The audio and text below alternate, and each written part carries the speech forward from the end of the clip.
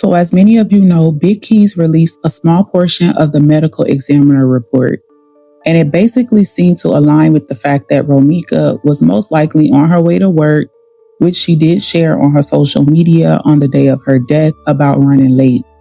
And I say this based on what it stated that she was wearing, which basically was a scrub outfit. According to Keys, she was hit in the right side of her face and her left thigh. Now, if you guys remember, the witness claimed that Romeca was in a chokehold being held by her baby daddy up until the moment that she was shot.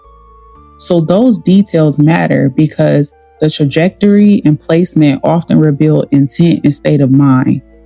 A facial gunshot wound, especially to the side, typically occurs when the victim is turning away or pulling back, not advancing on someone.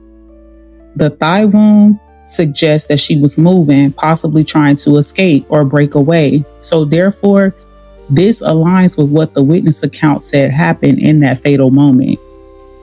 If the baby daddy had physical control of Romeca, meaning the chokehold, then Holly wasn't being directly attacked, meaning the imminent danger standard for self-defense doesn't apply to her.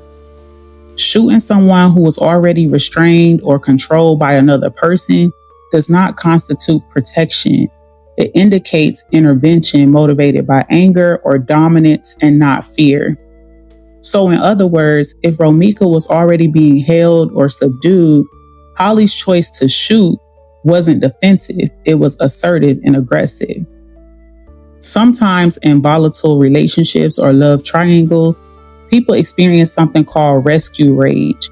And that's basically an emotional state where they feel an overwhelming need to step in to defend their partner or their pride, even if no true threat exists. But what they're really defending is ego or territorial emotion, not their actual life. People acting in self-defense tend to shoot center mass, and I went over this in my live on yesterday. People acting from rage or panic often shoot erratically as the victim moves or flees, which again aligns with what was stated from Big Keys today on his platform. So it is my belief that he held Romeca in the chokehold just long enough for Holly to go retrieve the weapon. And when he thought Holly was close enough to make the shot, he let Romeca go. Remember, the witness stated that she heard Holly say, "I'ma shoot you, bitch," or something of the sort. And then she also heard the baby daddy say, "She about to go get her gun, watch." So that shows that the energy was not defensive, it was chaotic and emotionally explosive. In psychology, that's known as shared reactive aggression, which is where two emotionally entangled people feed off one another's rage until one of them act upon it. He doesn't have to say, "Shoot her." The intent is emotionally understood through body language and relational dynamics. It's almost like a nonverbal agreement.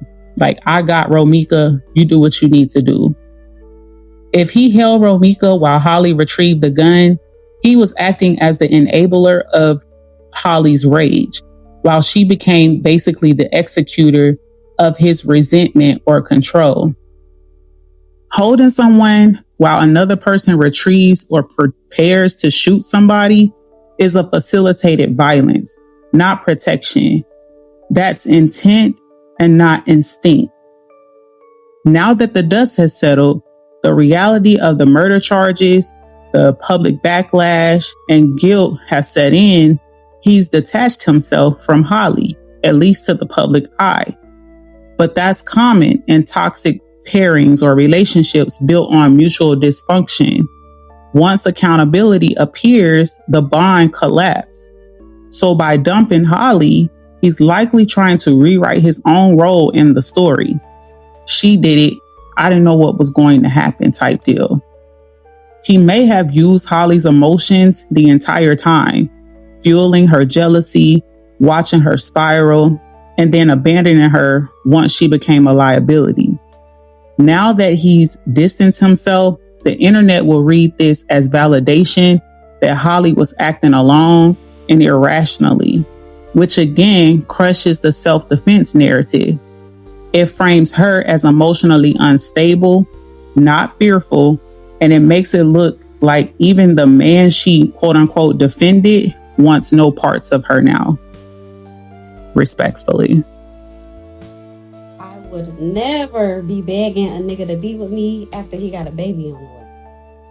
I would never be having matching t-shirts on with a nigga that got a baby on the way. I would never be trying to play family with a nigga that got a baby on the way. I would never want to be with a nigga that burnt me while I was pregnant. I would never want to be a bitch like that. I would never be telling random people that my baby daddy burnt me. I would never tell nobody no shit like that. I would never tell random people that my baby daddy cheated on me our whole relationship, my whole pregnancy, that he cheated on me. I would never, you could never get me to tell no shit like that to no random people that I don't fucking know. I would never want to have a job to where I'm wiping old people's ass and giving old people showers and feeding them and shit. I would never want to have a job like that. I would never want to have a job that my car was in the shop for 2 years. I couldn't get it out. I would never want to have a job like that. I'm wiping ass and I ain't got no car still. I would never want no job like that. I would never want to be with a nigga that done got so many bitches pregnant during the time that I've known him. I would never want to be with a nigga like that. I would never want to be with a nigga that didn't play in my face for damn near 10 years. I would never want to be with a nigga like that. I'm getting me a new nigga ASAP. I